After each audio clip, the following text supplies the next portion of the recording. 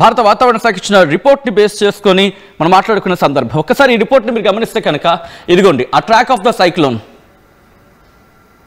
ఇదిగోండి ఆ హరికేన్ ట్రాకర్ని మీరు చూడడం జరుగుతోంది ప్రస్తుతం దీనికి సంబంధించి. సో ఒక్కసారి ఇక్కడ క్లోజ్ లెక్కలో చూస్తే కనుక ఇంతవరకు కూడా వచ్చిన తీరిది, ఇంతవరకు వచ్చిన ప్రభావం. ఇక్కడ నుంచి సైక్లోన్ ట్రాకింగ్ చూస్తే ఇక్కడ రెండు రకాలు కనిపిస్తోంది. ఇది కాస్త దిశ మార్చుకొని ఇటువైపు వచ్చే అవకాశం ఉంది. అంటే మనం గత కొద్ది రోజులుగా మాట్లాడుకుంటూ ఉన్నాం ఉత్తర వాయు దిశగా కదులుతోందని చెప్పి. ఇది ఇంతవరకు కూడా ఉత్తర వాయు దిశగా కదిలింది. ఇక్కడి నుంచి ఇది ఈశాన్యం వైపు మూవ్ అయినది, అంటే ఈశాన్యం వైపు మూవ్ అని ఇక్కడి నుంచి వెళ్లే ముందుకు అవకాశం ఉందని చెప్పి సైక్లోన్ ట్రాకింగ్ సంబంధించి మాట్లాడుకుంటే క్రమంలో ఇక్కడ వరకు వచ్చిన తర్వాత ఇది సడన్ గా పశ్చిమం వైపు టర్న్ తీసుకుంది. ఇది వాయువ్యం వైపు వెళ్ళబోతుంది. ఒకవేళ పశ్చిమం వైపు వెళితే కనుక పుదుచ్చేరి ఈ ప్రాంతాలకు కాస్త ఇంపాక్ట్ చూపించే అవకాశం ఉంది. కాదు అనుకున్న పక్షంలో ఇదిగోండి ఒకవేళ పశ్చిమ వైపు కాకుండా ఇది మళ్ళీ వాయువ్యం వైపు వెళ్ళిపోయింది, ఈశాన్యం వైపు వెళ్ళింది అనుకుందాం. ఇది కాస్త ఇంపాక్ట్ తగ్గే అవకాశం మనకి అనిపిస్తుంది. సో దట్ కాస్త నేను మినిమైజ్ చేస్తే ఇంకా మనకి క్లారిటీగా ఉండే అవకాశం ఉంటుంది. ఇదిగోండి సో ఒకవేళ ఇది పశ్చిమ వైపు వెళ్ళిపోతే ఇది పుదుచ్చేరి ఈ ప్రాంతం మీద ఎక్కువగా ఇంపాక్ట్ చూపించవచ్చు. ఒకవేళ ఈశాన్య వైపు వెళ్ళిపోతే సముద్రంలోనే ఇది ఉంటూ కంటిన్యూ అవుతూ ఇది బలహీనపడే అవకాశం ఉంటుంది. లేదని చెప్పి ఒకవేళ అక్కడికి వెళ్ళిన తర్వాత మళ్ళీ ఒకవేళ ఉత్తరం వైపు లేకపోతే వాయువ్యం వైపు వెళితే కాస్త ఇది ఇంపాక్ట్ చూపించే అవకాశం ఉంటుంది. కానీ దీని పరిధి గురించి మాట్లాడుకున్న సందర్భంలో ఇటు నెల్లూరు, ఒంగోలు ఒక తెలుగు రాష్ట్రాలకు సంబంధించి మరి ముఖ్యంగా ఆంధ్రప్రదేశ్కి సంబంధించి మాట్లాడుకున్న క్రమంలో నెల్లూరు, గూడూరు ఇవన్నీ కూడా అంటే దాదాపుగా మనం మాట్లాడుకుంటే ఇటు ఒంగోలు వరకు కూడా దీని పరిధిలోకి రాబోతున్నాయి. అటు కడప తో పాటు అనంతపురంలోని కొన్ని ప్రాంతాలకు సంబంధించి అనంతపురం వరకు కూడా అంతగా టచ్ కాకపోవచ్చు, కానీ పులివెందుల, కదరి అలాగే ఈ ప్రాంతాలు ప్రస్తుతం ఈ రేడియోస్లోకి రాబోతున్నాయి. సో దానికి సంబంధించి ఆ విజువల్ని మీరు చూడడం జరుగుతోంది. సో ఈ క్రమంలో ప్రస్తుతం మీరు గమనిస్తే ఇదిగోండి ఇక్కడ ఈ ప్రాంతం చూడండి ఇప్పటికే మేఘావృత లాంటి పరిస్థితి మనకు కనిపిస్తోంది. ఒంగోలు ఈ ప్రాంతాలకు సంబంధించి ఒంగోలు, కావలి, నెల్లూరు ఈ ప్రాంతాలు ఎటువంటి సినారియో ఉందో మీరు చూడొచ్చు. ఇదంతా కూడా మీరు చూస్తున్న ఈ ట్రాక్ అంతా కూడా సైక్లోన్ పరిధిలోది. ఒకసారి ఎవరైనా అక్కడికి ఇప్పుడే చూడాలంటే నేను ఆ పరిధిని చూపించే ప్రయత్నం చేస్తాను. ఇదిగోండి ఒకసారి చూసే ప్రయత్నం చేయండి. సర్కిల్లా మీకు కనిపిస్తోంది కదా, ఇదంతా కూడా ఆ సైక్లోన్ పరిధి అంటే దిత్తా తుఫాను పరిధి. ఇది మండే అంటే సోమవారం నాటికి దీని ప్రభావం ఇలా ఉండబోతుంది అనేది ఇక్కడ కనిపిస్తున్న అంచనా. సో ఈ క్రమంలో ప్రస్తుతం మీరు చూడొచ్చు సైక్లోన్ ట్రాకింగ్కి సంబంధించి మాట్లాడుకుంటున్న క్రమంలో ఇక్కడ ఎటువంటి వేగంతో ఉంది అనేది ఒకసారి చూసే ప్రయత్నం చేద్దాం. మరి కాసేపట్లో ఆన్ గ్రౌండ్ ఎటువంటి సినారియో ఉందనేది మా రిపోర్టర్స్ ఇన్ఫాక్ట్ మా టీం సిద్ధంగా ఉంది. ఎటువంటి పరిస్థితులు ఉన్నాయి, అధికారులు ఎటువంటి ఏర్పాట్లు చేయడం జరిగింది, ఎటువంటి సిచ్యువేషన్స్ ఉన్నాయి, వాటిని హ్యాండిల్ చేసేందుకు ఎటువంటి ఏర్పాట్లు చేయడం జరుగుతుంది అనేది నెల్లూరు నుంచి అప్డేట్స్ అందించేందుకు గయాజ్ మరి కాసేపట్లో సిద్ధం కాబోతున్నారు. సో ఒక్కసారి మరి ఇన్ఫాక్ట్ మరికాస్త వెళ్ళే ప్రయత్నం చేద్దాం. అంతకన్నా ముందు ఇక్కడ విజువల్స్ నేను మీకు చూపించే ప్రయత్నం చేస్తాను. ప్రస్తుతం ఇంపాక్ట్ స్టార్ట్ అయిందా అనేది చాలా మంది క్వశ్చన్ ఉండొచ్చు. ఇంతవరకు ఎటువంటి ప్రభావం ఉందనేది మనం ట్రాకింగ్లో చూసాం. ఒకసారి జూమర్తో సాయంత్రం నేను మీకు చూపించే ప్రయత్నం చేస్తాను. విజువల్ ఇది మీరు చూస్తే కనుక ఇదిగోండి ఇప్పటికే తమిళనాడు కొద్దిసేపటి క్రితం మనం మాట్లాడుకున్నాం ఇక్కడ ఎటువంటి పరిస్థితి ఉంది అనేది. కానీ ఇప్పుడు సిచ్యువేషన్ చూసుకుంటే కనుక చెన్నై ఈ ప్రాంతాల్లో చెన్నై అలాగే కడలూరు ఈ ప్రాంతాల మీద ఇప్పటికే వర్షాలు అనేది స్టార్ట్ అయ్యాయి.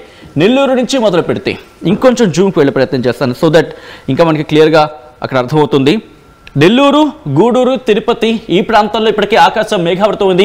కొన్ని చోట్ల భారీ వర్షం పడుతుందన్నది ఇక్కడ మనకు అందుతున్న సమాచారం. ఒకవేళ జూమర్త్ ప్రకారం చూసుకుంటే కనుక ఇప్పటికీ తేలికపాటి నుంచి మోస్తరు వర్షాలు కూడా ప్రారంభమయ్యాయి. కొద్దిసేపటి క్రితం నేను మా టీంతో మాట్లాడిన క్రమంలో ఆల్రెడీ చిరుజల్లులు ప్రారంభమయ్యాట కొన్ని ప్రాంతాల్లో. దాంతోపాటు ఇంకొన్ని ప్రాంతాల్లో ఆకాశం మేఘావృతమై ఉంది.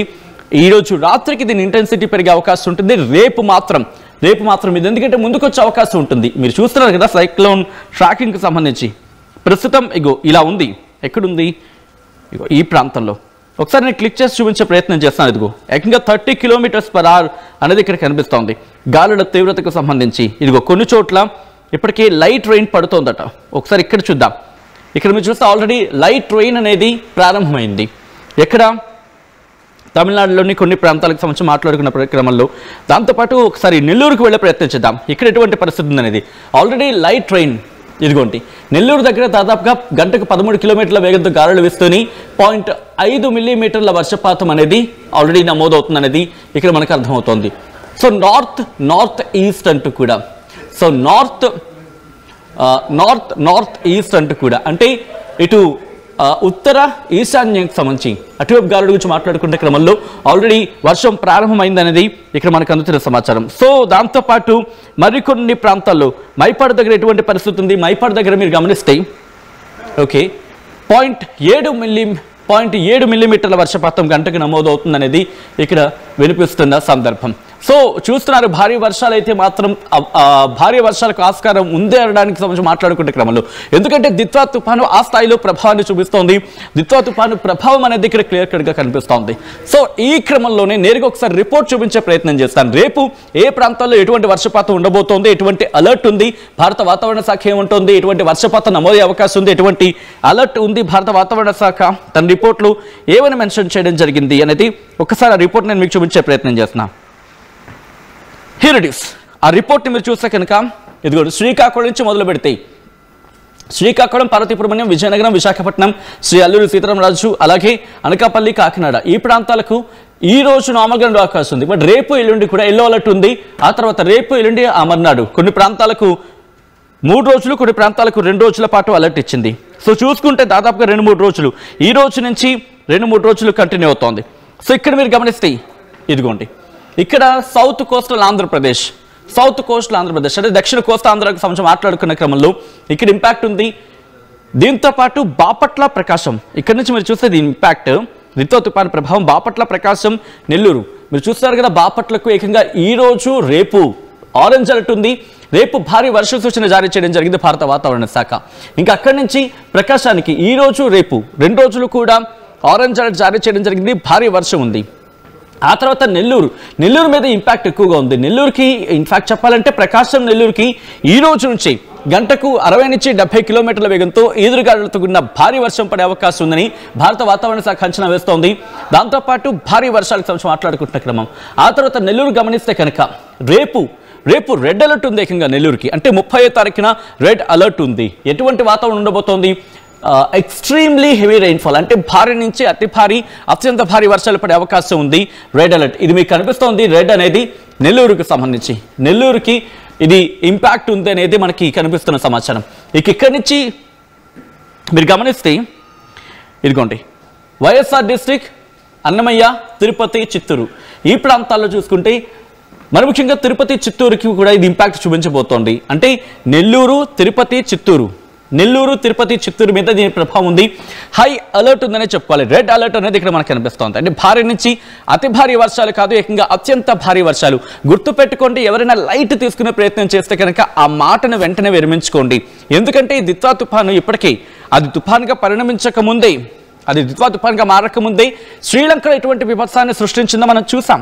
అల్పపీడనం వాయుగుండంగా, అలాగే తీవ్ర వాయుగుండంగా మారి అది తుఫాన్గా పరిణమించిన క్రమంలో శ్రీలంకలో ఎటువంటి విపత్సాన్ని సృష్టించిందో ఏకంగా 100 మందిని బలి తీసుకుంది. 100 మందిని ఈ దిత్వా తుఫాన్ కారణంగా వాళ్ళు మరణించారంటే ఆ తుఫాను ప్రభావాన్ని, ఆ ఇంటెన్సిటీని అర్థం చేసుకునే ప్రయత్నం చేయండి. సో ప్రస్తుతం ఇటు తిరుపతి, చిత్తూరుకు కూడా అలర్ట్నిచ్చింది భారత వాతావరణ శాఖ. సో ఈ క్రమంలో భారీ వర్షాలు పడే అవకాశం ఉందని చెప్పి అంచనాలు అయితే నెలకొన్నాయి. సో ఇక్కడి నుంచి నేరుగా ఆ రిపోర్ట్ని చూపిస్తున్న ప్రయత్నం, ఒక్కసారి విజువల్స్ని మీరు చూడడం జరుగుతుంది. దిత్వా తుఫానుకు సంబంధించి మాట్లాడుకున్న క్రమంలో ఎటువంటి ఇంపాక్ట్ ఉంది అనేది.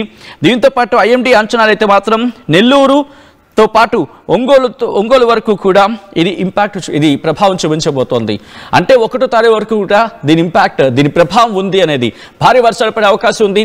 దాంతోపాటు వాగులు, వంకలు ఉప్పొంగి ప్రవహించే అవకాశం ఉంటుంది.